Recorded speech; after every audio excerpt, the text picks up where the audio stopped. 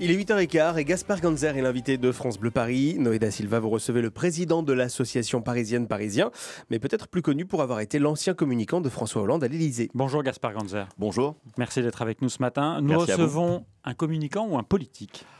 Je pense que je continue à faire de la communication parce que je suis un entrepreneur dans ce secteur encore aujourd'hui. J'ai créé une entreprise qui s'appelle 2017 qui conseille des entreprises.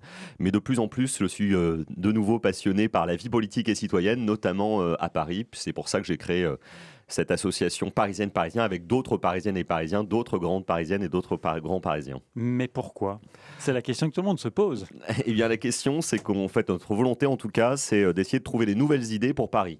Parce que ça fait 20 ans qu'il y a eu une alternance à Paris avec l'élection de Bertrand Delanoë. Beaucoup de choses très positives ont été faites. Mais aujourd'hui, on ressent une insatisfaction sur des sujets quotidiens comme la propreté, la sécurité, le logement, les transports. Et nous, on veut réfléchir à de nouvelles idées pour améliorer la vie quotidienne des Parisiens. Mais quand on réfléchit à de nouvelles idées, c'est pour soi-même ou c'est pour les donner? C'est d'abord pour les Parisiens, donc pour eux-mêmes. Nous en sommes tous des Parisiens, entrepreneurs, infirmières, demandeurs d'emploi, retraités, étudiants et bien d'autres choses. Donc on veut d'abord créer des idées pour les Parisiens. Après, on verra comment on les portera, qui les portera. Mais ça, c'est une question qui se posera un peu plus tard. Pourquoi plus tard?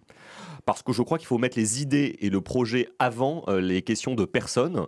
La politique souffre toujours d'arrangements politiciens et de querelles égotiques. Et moi, je pense qu'il faut mettre les projets devant. C'est ce que nous pensons tous. Réfléchissons d'abord au fond et puis après, on parlera des personnes.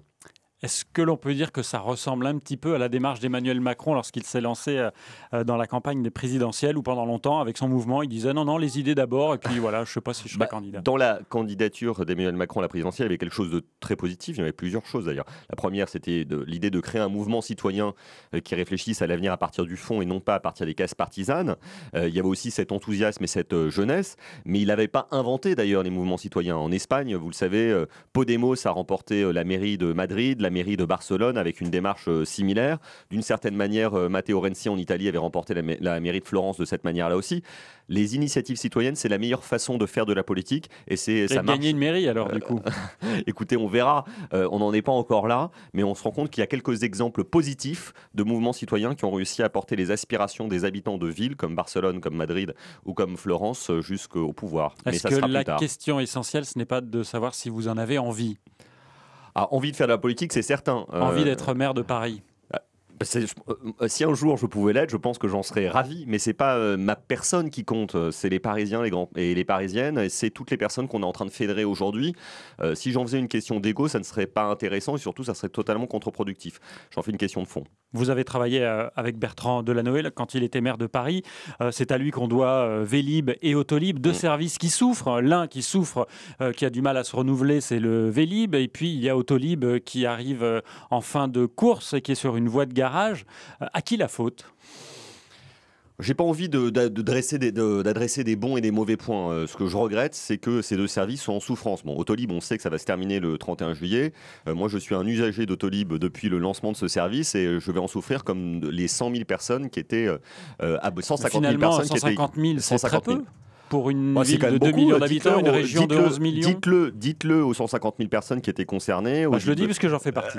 Voilà, exactement. Moi, je ne sais pas quel sera votre cas, mais moi, en tout cas, le week-end, ça va m'embêter parce que j'utilisais Autolib pour rouler avec mes enfants dans Paris et faire des petits trajets de façon écologique et ça va me manquer. Donc, j'espère qu'il y aura un service qui viendra prendre la place de celui-ci parce que celui-ci va nous manquer comme à tous les Parisiens. C'est ce qu'annonce Anne Hidalgo. Finalement, est-ce qu'elle n'a pas raison? C'est-à-dire que Autolib, c'est l'ancien monde des bornes où il fallait absolument se rendre et quand il n'y a pas de voiture, on est un petit peu perdu. Alors que si elle veut mettre en place le free floating, c'est des voitures qu'on pourra garer n'importe où et ce sera quelque chose de beaucoup plus souple et sans financement des Parisiens. Alors, si on arrive à créer un service qui coûte peu ou rien aux Parisiens et qui permette à chacun de se développer de façon écologiste dans Paris, j'en serais ravi. Mais en attendant, le 1er août, il y aura juste plus d'Autolib et toutes les personnes qui pouvaient se déplacer en mode électrique via ce mécanisme d'autopartage pourront plus le faire et ils devront prendre, s'ils veulent prendre des voitures, soit en racheter une, ce qui serait quand même un peu dommage, soit prendre des Uber, des taxis qui sont quand même pour la plupart d'entre eux des véhicules polluants.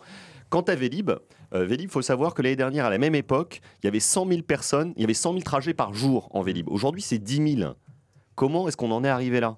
Je ne sais pas ce qui s'est passé, mais en tout cas, il y a un vrai problème. Donc là aussi, j'espère qu'à la rentrée, on n'apprendra pas que la mairie de Paris résilie le contrat Vélib. J'espère qu'il n'arrivera pas à Vélib ce qui est arrivé à Autolib. Et j'espère surtout qu'on va pouvoir réfléchir ensemble à ce qu'on va pouvoir faire pour le vélo, parce que le vélo est très important à Paris pour les modes de déplacement. Et il faut certainement réfléchir à comment est-ce qu'on facilite les vélos individuels et les vélos, ce qu'on appelle en free floating. Moi, j'ai une idée, c'est notamment peut-être qu'on utilise les stations actuelles de Vélib pour y garer les vélos qu'on peut prendre en location libre-service free floating, mais aussi les vélos individuels privés, parce qu'on se fait beaucoup voler son vélo à Paris, parce qu'on ne peut pas le garer dans la rue. Donc, trouvons des solutions concrètes pour permettre aux gens de faire du vélo à Paris.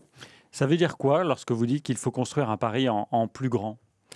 Je pense que Paris, vous savez, a grandi par cercles concentriques. L'île de la Cité, le mur des fermiers généraux et aujourd'hui le périphérique. Mais le périphérique aujourd'hui est une frontière parfois infranchissable. Et selon qu'on se trouve... Pas pour les Parisiens qui vont vivre en banlieue.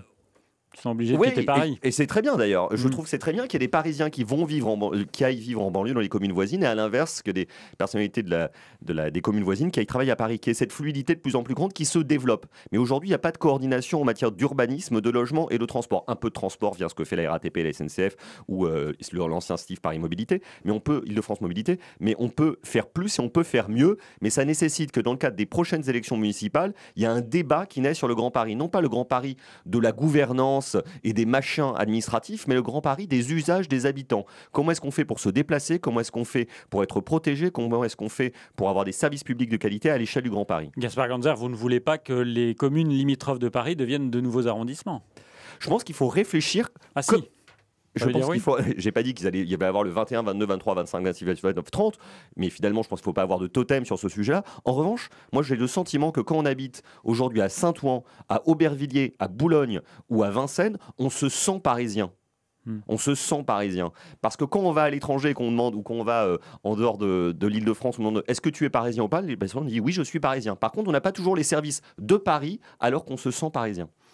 Quelle est la priorité pour vous, selon vous, pour les Parisiens aujourd'hui, là? Il y en a plein, mais moi je pense que la priorité numéro 1, c'est les transports publics, le métro, le bus, le tramway, surtout à l'heure où il y a la détérioration sur Vélib et sur Autolib, c'est ça qui doit être la priorité. Comment est-ce qu'on fait pour renforcer la sécurité des transports, la fiabilité des lignes, comment est-ce qu'on la sécurité notamment pour les femmes, comment est-ce qu'on fait pour améliorer le service, pourquoi pas faire rouler des métros la nuit, on a des lignes automatiques à Paris, en Ile-de-France, pourquoi pas mieux les faire rouler? Pourquoi ne pas poursuivre le Grand Paris Express selon le tracé qui était imaginé au départ et plein d'autres choses. Merci beaucoup Gaspard Ganzer d'être venu ce matin. On sent que vous êtes en marche vers l'Élysée. On ne sait pas encore pour qui vous roulez. Je cours avec d'autres d'ailleurs et je ne cours pas tout seul, c'est ça qui est le plus agréable. Mais vous n'êtes plus socialiste ? Je ne suis plus membre du Parti Socialiste, ça c'est une certitude. Vous n'êtes pas membre d'En Marche ? Non plus, parce que je considère qu'aujourd'hui les partis politiques, qu'ils soient vieux ou nouveaux, sont quand même largement dépassés. Vous en avez parlé avec Emmanuel Macron? J'ai pas eu l'occasion. La dernière fois qu'on s'est parlé, c'était pour se souhaiter une bonne année, un joyeux Noël. On n'a pas parlé de politique. Vous en avez parlé avec Anne Hidalgo? Pas du tout. Merci beaucoup Gaspard Ganzer, président de l'association parisienne Parisien sur France Bleu Paris, à retrouver en vidéo sur francebleu.fr. Bonne journée.